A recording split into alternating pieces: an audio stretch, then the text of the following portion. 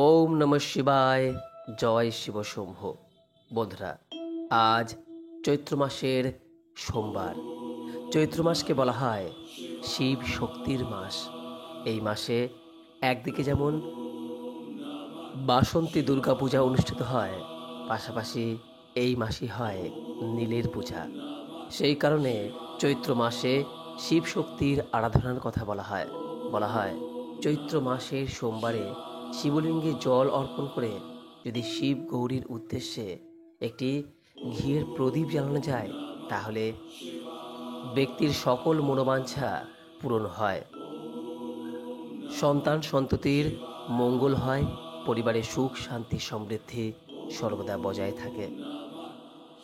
তাই আজ সম্ভব হলে অবশ্যই ভগবান শিবের উদ্দেশ্যে জল নিবেদন করে শিব গৌরীর কাছে একটি প্রদীপ জ্বালান এবং আজ এই চৈত্র মাসের সোমবারের শিব গৌরীর ব্রত কথাটি একবার হলেও শ্রবণ করুন। দেখবেন আপনার সমগ্র সপ্তাহ ভালো কাটবে। আপনার সারাটা দিন যে কাজে আপনি হাত দেবেন সেই কাজেই সাফল্য পাবেন। ভগবান শিব গৌরীর আশীর্বাদে আপনার ও আপনার পরিবারের মঙ্গল হবে। আশা করি দর্শক বন্ধুরা, সোমবারের এই শিব গৌরীর ব্রত কথাটি শ্রবণ করে আপনাদের ভালো লাগবে। শুরু করছি চৈত্র মাসে শিব গৌরীর সোমবারের ব্রত কথা। ওম নমঃ শিবায়, ওম নমঃ শিবায়, ওম নমঃ শিবায়। জয় মা দুর্গা। প্রাচীনকালে একটি নগরে এক মহাজনের বাস ছিল। তার কাছে অঢেল ধন সম্পদ ছিল, কিন্তু সেই মহাজন ছিল নিঃসন্তান। এই কারণে অঢেল ধন সম্পত্তি থাকা সত্ত্বেও তারা দুঃখে থাকত। একদিন মহাজন ও মহাজন পত্নী জানতে পারেন যে সোমবার দিন যদি ভগবান শিবের ব্রত রাখা যায়, তাহলে তাদের এই দুঃখের নিবৃত্তি হবে। তাই মহাজন ও মহাজন পত্নী নিষ্ঠার সঙ্গে প্রত্যেক সোমবার দিন ব্রত পালন করতে শুরু করলো। প্রত্যেক সোমবার সায়ংকালে শিব পার্বতীর পুজো করতে শুরু করলো মহাজন দম্পতি। তাদের পুজো এবং ভক্তিতে শিব জায়া পার্বতী দেবী প্রসন্ন হলেন। শিবের কাছে ওই মহাজনের মনস্কামনা পূর্ণ করার আবেদন তিনি জানালেন। দেবাদিদেব মহাদেব পার্বতীর এই আবেদনের কথা শুনে বললেন, হে পার্বতী, এটি মহাজনের ভাগ্যে লেখা রয়েছে। কিন্তু পার্বতী শিবের এই কথা স্বীকার করতে চাইলেন না এবং মহাজনের ভক্তির সম্মান রাখার আবেদন ক্রমাগত জানাতেই লাগলেন। অবশেষে ভগবান শিব পার্বতীর অনুরোধ ফেলতে পারলেন না। তিনি মহাজনকে পুত্র লাভের আশীর্বাদ প্রদান করলেন, কিন্তু তার পুত্রকে শুধুমাত্র 16 বছরের আয়ু প্রদান করলেন ভগবান শিব। এই কথা শুনে মহাজন না তো আনন্দিত হয়, না পায় দুঃখ, কিন্তু সে ভগবান শিব গৌরীর পূজা সোমবার দিন কখনোই বন্ধ করে দেয় না। নিয়মিত সোমবারের ব্রত উপবাস রেখে সায়ংকালে ভগবান শিব গৌরীর নিষ্ঠা ও ভক্তি সহকারে পূজা করতে লাগল। ভগবান শিবের আশীর্বাদে মহাজনের ঘরে শেষ পর্যন্ত এক পুত্র সন্তানের জন্ম হলো। ছেলে 15 বছরের হয়ে গেলে মহাজন তাকে কাশীতে শিক্ষা গ্রহণের জন্য পাঠালেন। মামার সঙ্গে কাশীর উদ্দেশ্যে রওনা দিল মহাজনের ছেলে। মহাজন নিজের ছেলেকে টাকা পয়সা এবং ধন দিয়ে বললেন, কাশী যাওয়ার পথে অবশ্যই যেখানেই ভগবান শিবের মন্দির পাবে সেখানে পূজা করবে, যজ্ঞ করবে এবং সেখানকার দুস্থ মানুষ ও ব্রাহ্মণদের ভোজন করাবে ও দক্ষিণা দিয়ে অগ্রসর হবে। দুই মামা ভাগ্নে এভাবেই যজ্ঞ করতেন এবং দুস্থ মানুষ ও পুরোহিতদের দান দক্ষিণা দিয়ে কাশীর দিকে অগ্রসর হতে থাকেন। পথে একটি নগর আসলো। সেদিন সেখানে রাজার কন্যার বিবাহ হচ্ছিল, কিন্তু যে যুবরাজের সঙ্গে রাজকন্যার বিবাহ ছিল সেই পাত্র ছিল অন্ধ। যুবরাজের বাবা নিজের ছেলের এই প্রতিবন্ধকতার কথা লুকিয়ে যাওয়ার জন্য একটি ফন্দি আঁটলেন। মহাজনের ছেলেকে দেখে তিনি মনে মনে ঠিক করেন এই ছেলেকেই বর সাজিয়ে রাজকন্যার সঙ্গে বিবাহ করিয়ে দিই। বিবাহের পর মহাজনের ছেলেকে অর্থ কড়ি দিয়ে বিদায় করে দেব এবং রাজকুমারীকে নিজের রাজ্যে নিয়ে যাব। এরপর মহাজনের ছেলেকে বরের বস্ত্র পরিয়ে বিয়ের আসনে বসিয়ে দেওয়া হলো।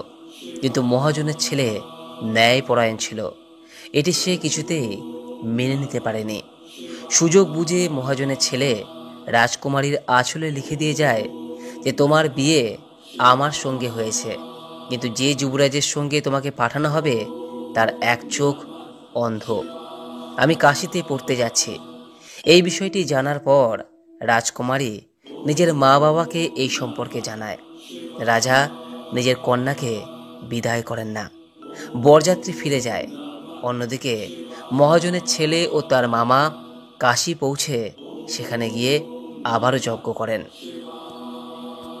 যে দিন ছেলের বয়স 16 বছর হয় সেই দিন যজ্ঞ রাখা হয়েছিল। ছেলেটি নিজের মামাকে বলল, মামা, আমার শরীর ভালো লাগছে না। মামা বললেন, তুমি ভিতরে গিয়ে শুয়ে পড়ো।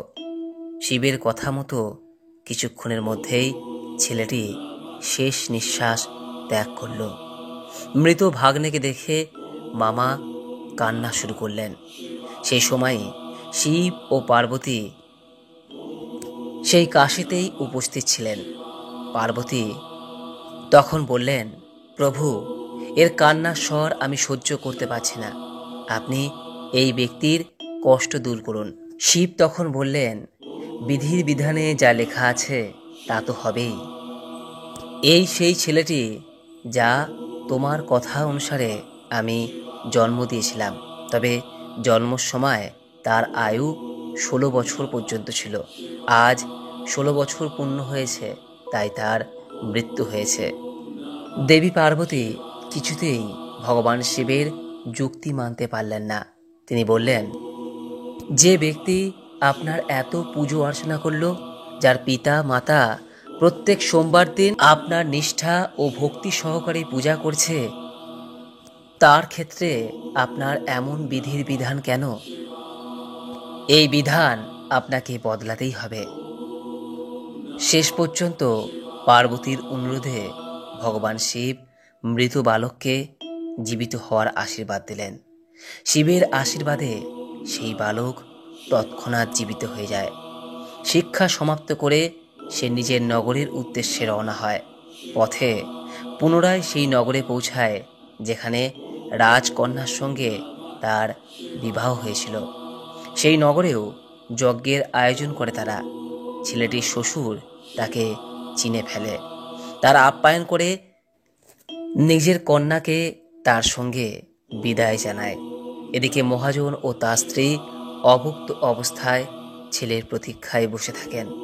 প্রতিজ্ঞা করেছিলেন যে ছেলের মৃত্যু সংবাদ পেলে তারাও প্রাণ ত্যাগ করবেন, কিন্তু ছেলের জীবিত হওয়ার সংবাদ পেয়ে অত্যন্ত আনন্দিত হয়ে পড়েন। সেই রাত্রে মহাজনের স্বপ্নে এসে দেবাদিদেব মহাদেব শিব এসে বললেন, হে শ্রেষ্ঠী, আমি তোমার সোমবারের উপবাস ও ব্রত পালনে সন্তুষ্ট হয়ে তোমার ছেলেকে দীর্ঘায়ুর আশীর্বাদ প্রদান করেছি। যে ব্যক্তি সোমবারের ব্রত রাখেন এবং ব্রত কথা শ্রবণ করেন, তার সমস্ত দুঃখ কষ্ট দূর হয় এবং সমস্ত মনস্কামনা পূরণ হয়। এই বলে ভগবান শিব অন্তর্হিত হলেন। তাই বন্ধুরা, প্রত্যেক সোমবার দিন চেষ্টা করুন ভগবান শিব গৌরীর পূজা করতে।